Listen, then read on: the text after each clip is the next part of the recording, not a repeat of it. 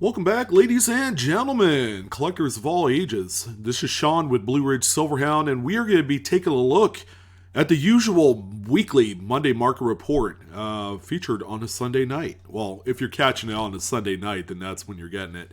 But as you guys know, I like to deep dive into the actual graded collectibles arena of numismatics once a week because it's going to help shape exactly what the market's doing. This week we have a little bit of shortage of coins, like high end, kind of like over $1,000 value in coins. But boy, the ones that are on this list will absolutely blow your collective minds. It's a very compact, high dollar kind of market report. If this is your first time here, we take a look at coins from the 20th century, essentially. Anything post 1900, modern graded coin market is what we focus on the Monday market report.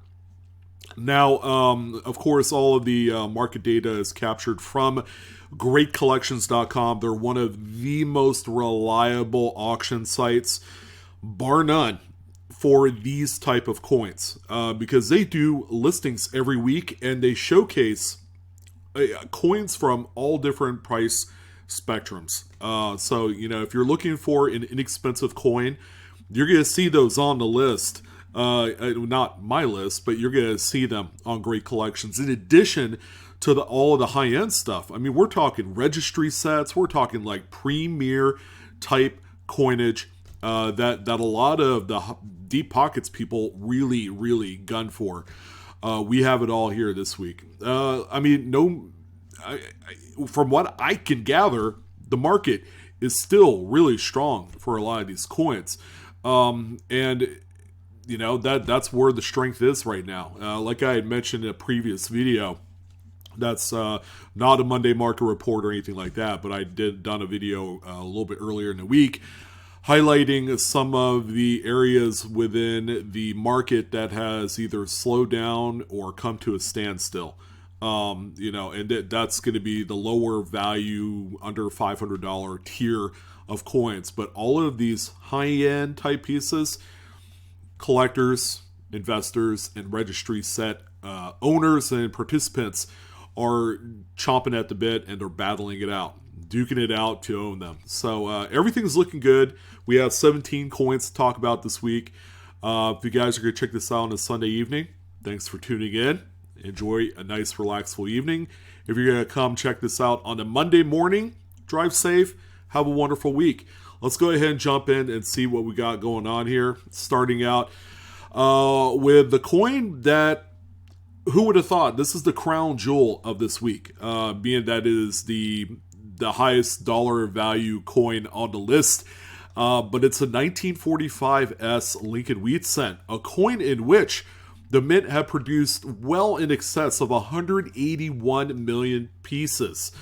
Now, what's up with that? Well, I can tell you this right now. If you guys are checking out the grade on that label, yeah, this is made for a registry set. Someone cracked open their wallets and they won the ultimate pit fight to own this thing into their collection. There was a lot of bids, by the way. This thing was nuts.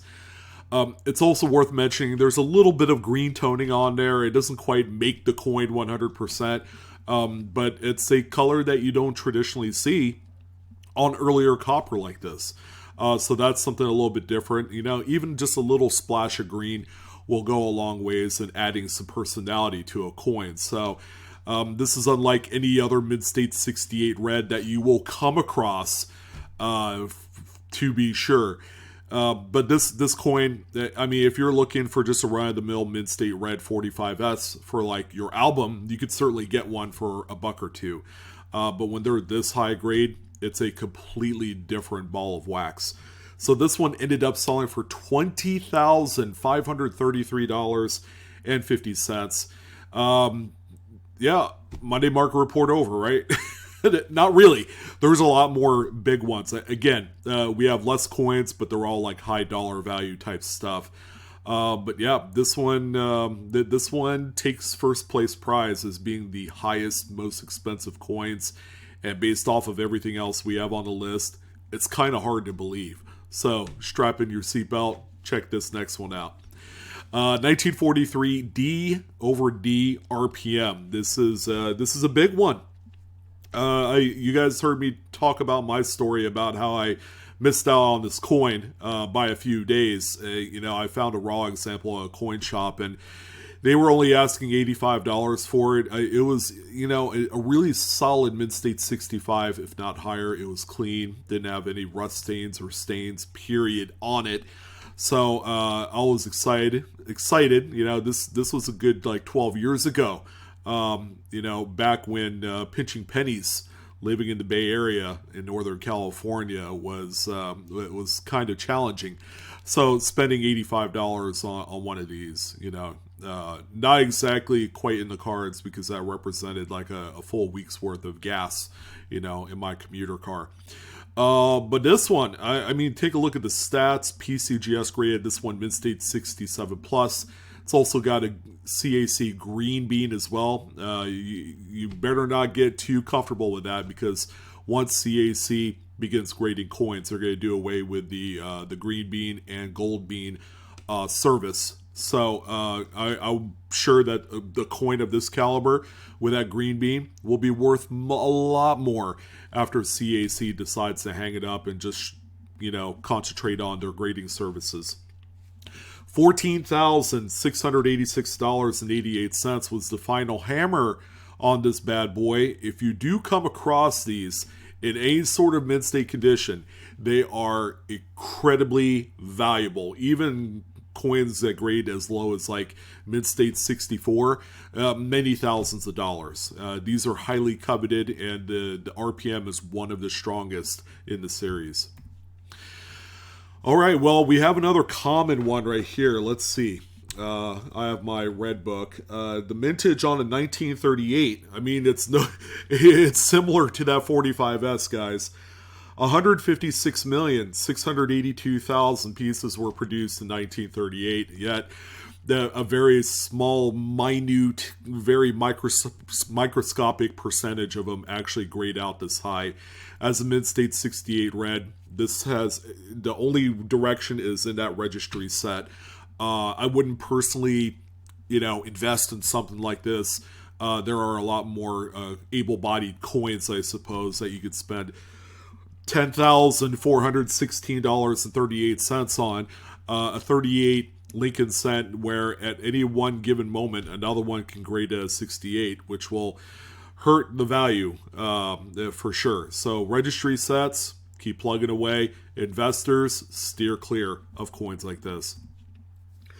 1930D. Now we're getting into a little bit more tougher dates. This is a mid-state 66 plus red. It doesn't necessarily have to be for a registry set, but someone that's looking at an unconventional date for a premium typeset collection will look at things like this. This is not another 5-figure coin, although in much higher grades it will be. So this Denver minted specimen right here ended up selling for $2,559.38 this evening.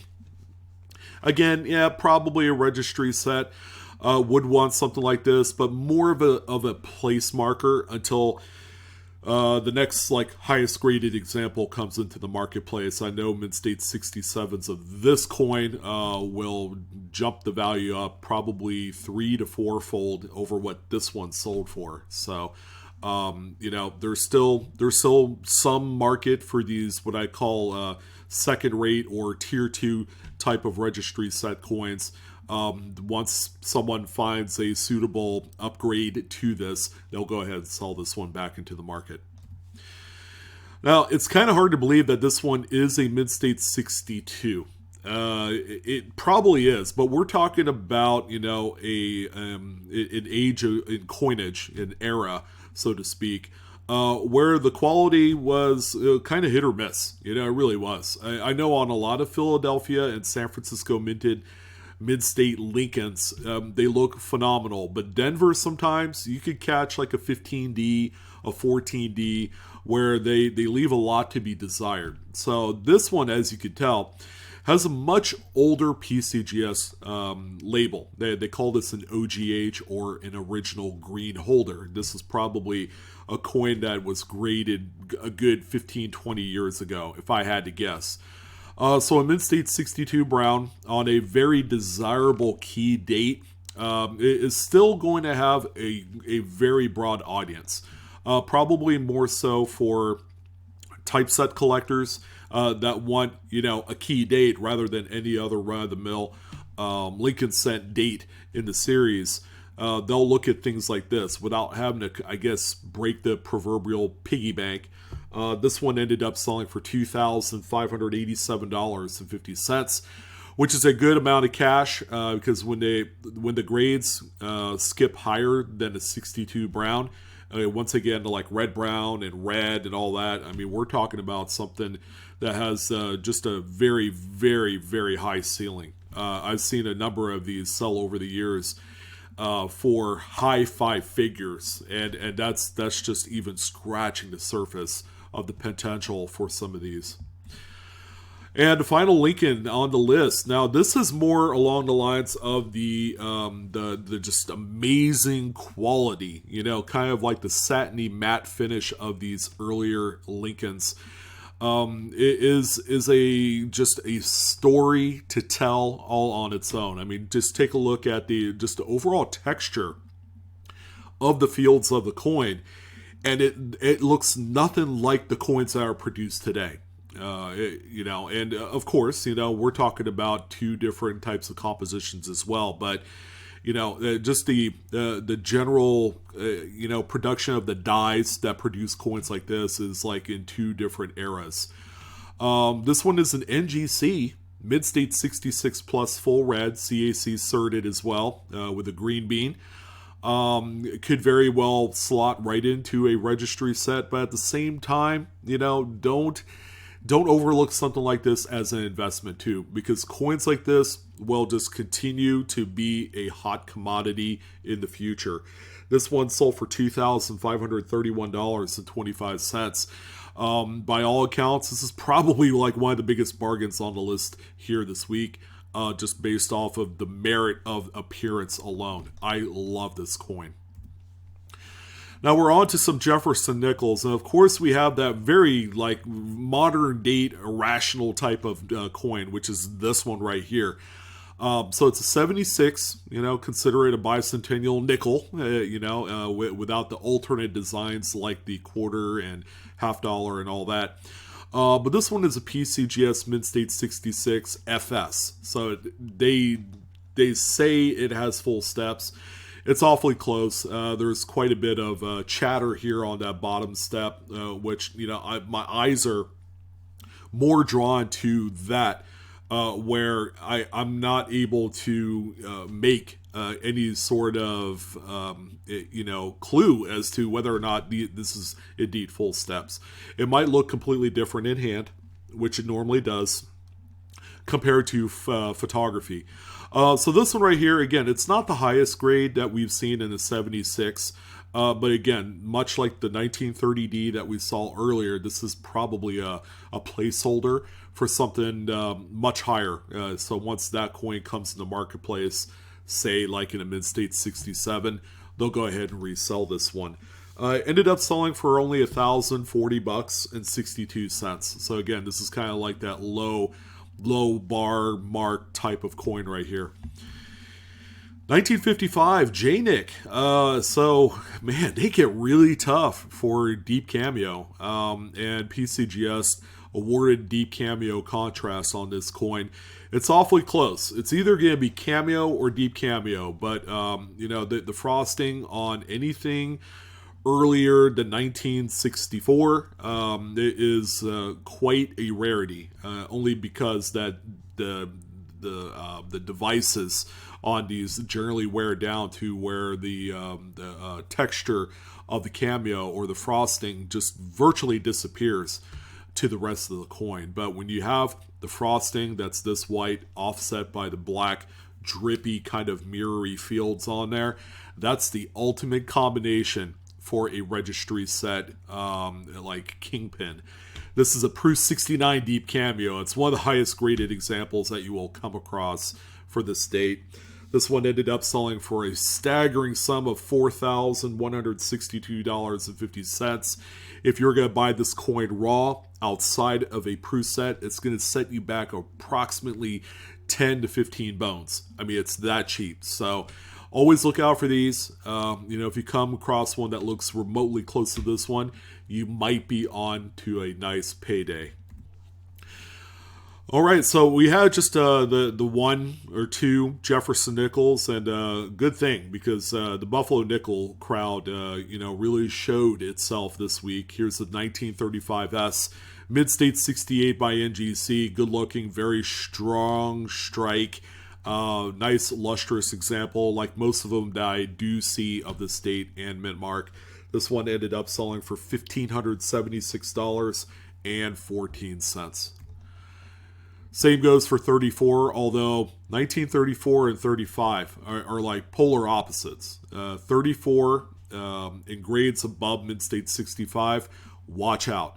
These are kind of like sleeper coins, but the Buffalo nickel enthusiasts that actually collect these or do registry sets, they realize the rarity of coins that grade this high in a 1934.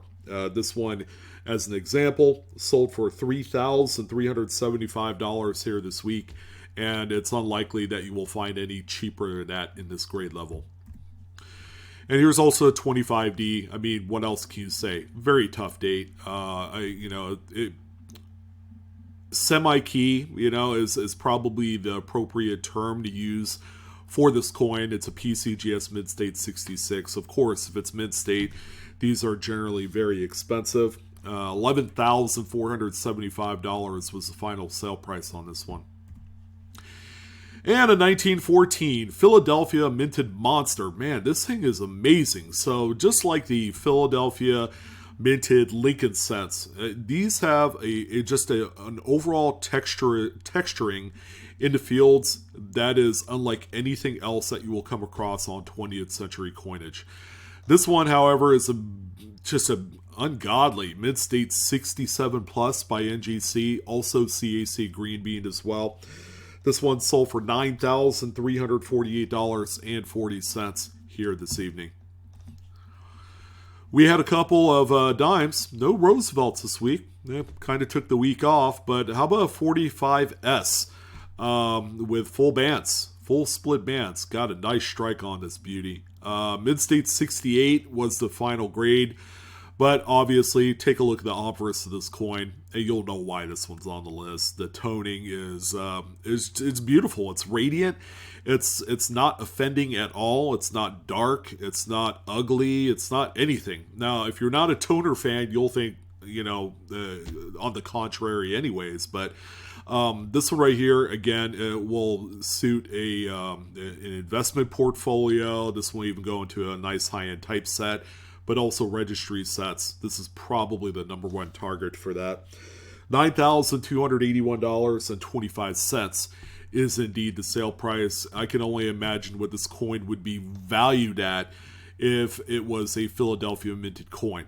Probably close to six figures, I would imagine, because a 45p with full bands is it's ridiculous. You'd much have more success trying to find a unicorn out in the wild than you would trying to find a 45p full bands. So it was good to see this one. Great character, lots of originality.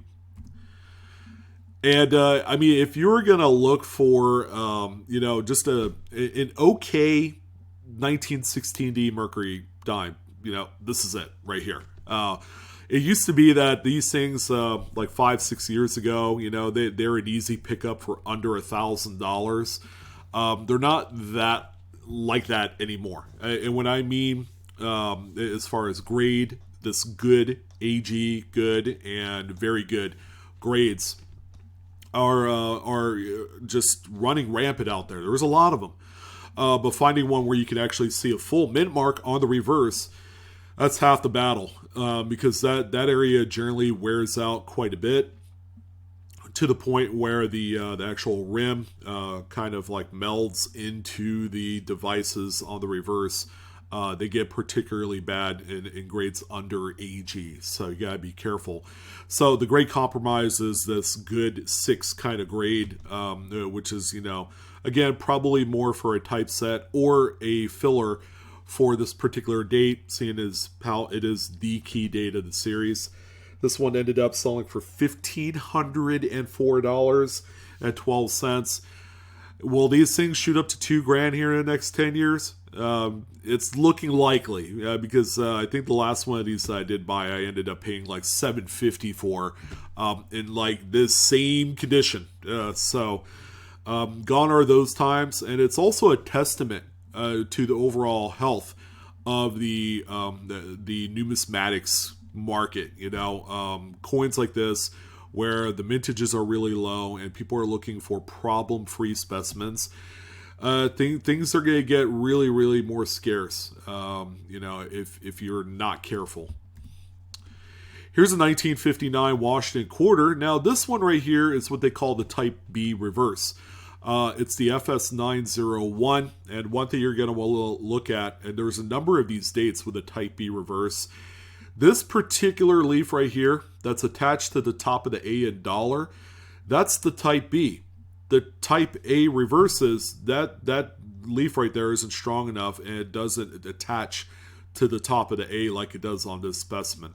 Along with, I think this right here, this leaf poking up beyond the arrows is another telltale giveaway for a Type B reverse.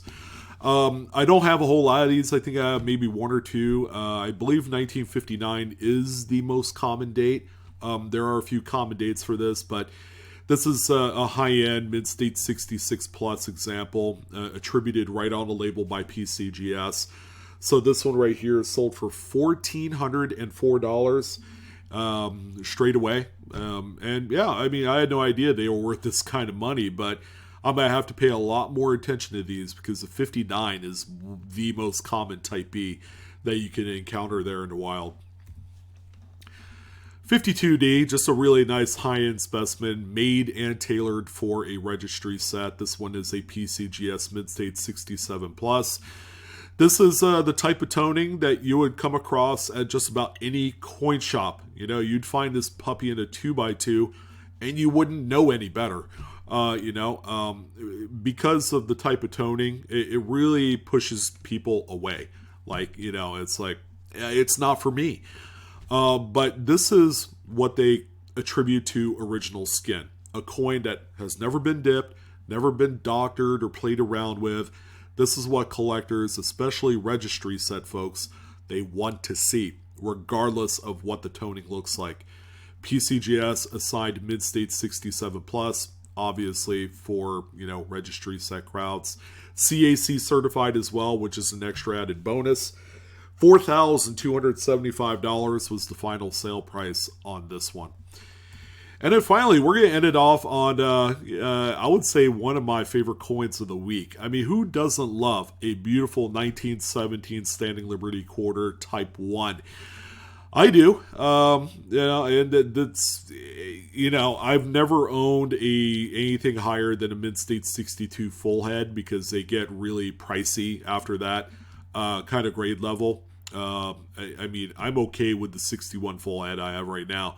But here is kind of like the pursuit of perfection for a coin that's over 100 years old. Mid-State 67, full head.